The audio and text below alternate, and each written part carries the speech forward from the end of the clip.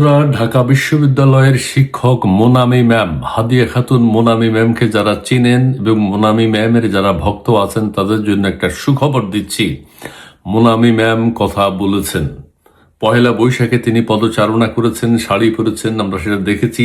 সেটি আমি কিছুক্ষণ পর আপনাদেরকে দেখাবো। উনি যে হেঁটেছেন এটা সত্য। যিনি না হলে পহেলা বৈশাখ এবার উদযাপিত হতো না, উদযাপিত হতো কিন্তু সাকসেসফুল হতো না। মোনামি ম্যাম ক্যাম্পাসে হেঁটেছেন। এখন কি বলতে চাই, মোনামি ম্যাম কথা বলেছেন। কি বলেছেন আপনারা জানেন, ছাত্র শিবির ছাত্রদল শাহবাগে সংঘর্ষ হয়েছে তাদের। সেখানে ওই যে ইউরেনিয়াম কি যেন ইউরেনিয়াম মোসাদ্দেক আহত হয়েছে, জোবায়ের আহত হয়েছে। সেই প্রেক্ষিতে মোনামি ম্যাম কথা বলেছেন। তিনি বলেছেন লীগের ব্যবহৃত সেই পুরনো কুৎসিত রাজনৈতিক বয়ান আবার ফিরে এসেছে। ঢাকা বিশ্ববিদ্যালয় শিক্ষক মোনামি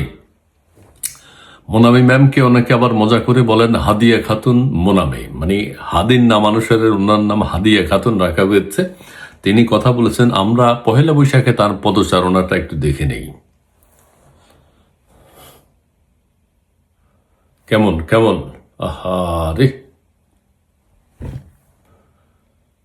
স্লো মোশনে দেখানো হচ্ছে। এই মোনামি ম্যাম না হাঁটলে, উনি হাঁটাতে মুখরিত হয়েছে ঢাকা বিশ্ববিদ্যালয় ক্যাম্পাস। ইয়াং জেনারেশন মানে উৎসাহ পেয়েছে এবং সেখানে ক্লিক ক্লিক করে সাংবাদিকরা তার ছবি তুলেছে এবং ইউটিউবার আবার ফেসবুক সোশ্যাল মিডিয়ায় যারা কাজ করে তারা প্রচুর ভিডিও করেছে এবং এই মোনামি ম্যামও উৎসাহ পেয়েছেন যে এত সাংবাদিক এত ইউটিউবার তার পেছনে ঘুরে বেড়াচ্ছে এবং ইউটিউবাররা অপেক্ষায় ছিল মোনামি ম্যাম পহেলা বৈশাখ উপলক্ষে কখন ক্যাম্পাসে পদচারণা করবেন। যাই হোক, মোনামি ম্যামকে আপনারা দেখছেন, তিনি কথা বলেছেন কি বলেছেন আমি সেটাই বলতে চাই।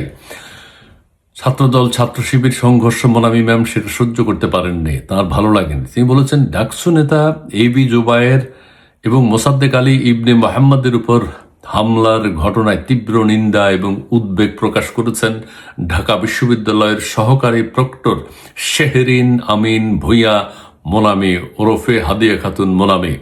বৃহস্পতিবার রাতে নিজের ফেসবুক এগুলার পড়লাম না পোস্টে তিনি লিখেছেন, রাজনৈতিক অঙ্গনে একসময় লীগের ব্যবহৃত, আওয়ামী লীগও বলা নাই, লীগের ব্যবহৃত সেই পুরনো ও কুৎসিত বয়ান আবারও ফিরে এসেছে। কি বয়ান সেটা? এই ধরনের ন্যারেটিভ তৈরির মাধ্যমে ছাত্র রাজনীতিকে নতুন করে অপরাধ হিসাবে প্রতিষ্ঠিত করার একটি প্রবণতা লক্ষ্য করা যাচ্ছে। তিনি বলেন সেই একই ভয়ঙ্কর ছায়া যেন পুনরায় মাথা চাড়া দিয়ে উঠেছে। ডাকসু নেতাদের উপর ঘটে যাওয়া সাম্প্রতিক এই সহিংসতাকে তিনি এই অবক্ষয়ের একটি মর্মান্তিক প্রমাণ বলে উল্লেখ করেন। ক্যাম্পাসের পরিবেশ ও ছাত্র রাজনীতির ভবিষ্যৎ নিয়ে একজন শিক্ষক হিসেবে তার এই প্রতিক্রিয়া জনমনের নতুন করে আলোচনার জন্ম দিয়েছে। কথা সত্য, তাদের আমলে ইউনুস সাহেবের সময় যে 18 মার্চ শিক্ষকরা যে ছাত্ররা যে শিক্ষক পিটিয়েছে এবং বিশ্ববিদ্যালয় শিক্ষা প্রতিষ্ঠানগুলো যে ধ্বংস হওয়ার পথে, সেই ধ্বংসাবশেষের সময় মোনামি ম্যাম কোনো কথা বলেনি। উনি সেটা দেখেননি। আপনারা দেখতে পাচ্ছেন এই যে আমাদের ইউরেনিয়াম সমৃদ্ধ মোসাদ্দেককে হসপিটালে নিয়ে যাওয়া হচ্ছে, কিছুটা আহত হয়েছে। তো অনেকে বলেছে আবার তার দাঁতের কোনো ক্ষতি হয়েছে কিনা। না, দাঁতের কোনো ক্ষতি, দাঁত কেউ তোলেনি, কারণ সেখানে ছাত্র দলের মধ্যে ডেন্টিস্ট কেউ ছিল না। ঢাকা বিশ্ববিদ্যালয়ে তো আর ডাক্তারই পড়াবে না, সেখানে তো ডেন্টিস্ট ছিল না থাকারই কথা। সো মোসাদ্দেকের দাঁত সাধারণত তোলা যায়নি। অনেকে বলেছেন সামনের দুটো দাঁত যদি সরিয়ে ফেলা যেত। আমি বললাম, আবার কেউ বলছেন রে ভাই, ছাত্রদল, হ্যাঁ এটা যদি প্ল্যান্ড হতো, ছাত্রদল ঢাকা বিশ্ববিদ্যালয় থেকে একজন ডেন্টিস্ট ছাত্র নিয়ে আসতো, যে তখন মোসাদ্দেকের হয়তো দাঁত তুলে ফেলতে পারত। কিন্তু যাই হোক, আমার কথা সেটা না। মোসাদ্দেক জোবায়ের জাহান্নামে যাক। আমার কথা হলো মোনামি ম্যাম কথা বলেছে। মোনামি ম্যাম ছাড়া এখন আর ক্যাম্পাস জমবে না, ক্যাম্পাসের ছাত্রছাত্রীরা উৎসাহ পাবে না, ইউটিউবাররা উৎসাহ পাবে না এবং আরো যারা আছে তাদের। আমি মোনামি ম্যামের হাঁটাটা আবার একটু স্লো মোশনে আপনাদেরকে দেখাতে চাই। জি, মোনামি ম্যাম হেঁটেছেন এবং শাড়ি পরেছেন। শহীদ মিনারে তিনি প্যান্ট শার্ট পরেছেন, কিন্তু পহেলা বৈশাখকে তিনি অবমাননা করেন নাই। তিনি সেটা বুঝছেন এবং শাড়ি কিনেছেন। এই জন্য দেখেন আমি মোনামি ম্যামের ভক্ত। কোথায় যায়, কি যায়, কেন যায়, এই যে আহ বাহ, মেলায় যাই রে, মেলায় যাই রে, এই যে মোনামি ম্যাম। সো মোনামি ম্যামরা যদি না থাকতো, আসলে এই আন্দোলন সংগ্রাম ইউনুসের সময়টা আমরা কি করতাম?